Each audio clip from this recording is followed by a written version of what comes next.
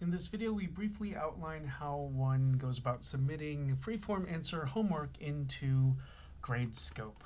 So I have two PDFs that you're seeing here side by side. The first is, let's say, a sample homework assignment. Now, this is, these are problems that come from like a college algebra class, and it's not that kind of class for which I would be asking for freeform homework, but this will be good for the demo. So there's solving 4 equations here, and what I did was the PDF that you see here on the right is my, it's like the student had finished the homework assignment. So I left it in a format where the original question is here, and then the answer is there, and then I actually typed this assignment, right? And then I broke to a new page, and there's question 2 and my answer to question 2.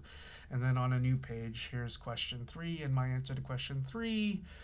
And then question 4 and my answer to question 4. So what you should do is you should go into Gradescope, and there should be a little folder once you've signed in for the assignment in question. So in this case, I created this homework assignment called sample homework. So you click here and you click submit PDF. Let me increase the size of the window here a little bit. I should select, let's see, it is this PDF that it represents the student completed homework.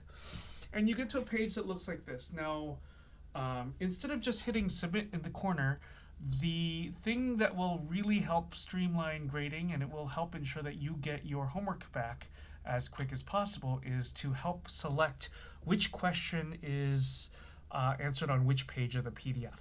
So in this case, since I did question 1 so I clicked here for question 1, it was answered on page 1, and question 2 is on page 2, and question 3 here is on page 3, and question 4 is on page 4.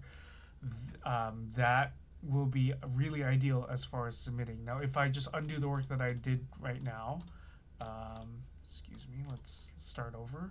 So let me go back, and now so I've now completely undone any of these identifications. If it really is the case that question 1 is answered on page 1 and question 2 is answered on page 2, you can actually just click this button down here, assign pages sequentially, and so it'll know question 1, page 1, question 2, page 2. But let me undo that again. Let's say that's not what happened. Maybe what you did was you answered questions 1, 2, 3, and 4 all on page 1.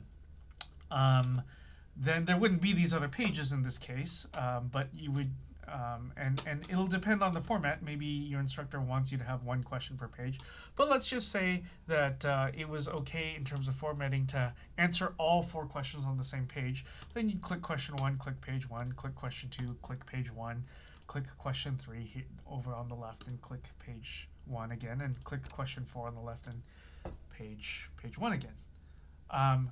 But we won't do that, so I was just demonstrating, you basically just want to make sure that you've identified which question goes with which page here. It just really helps as far as grading quickly.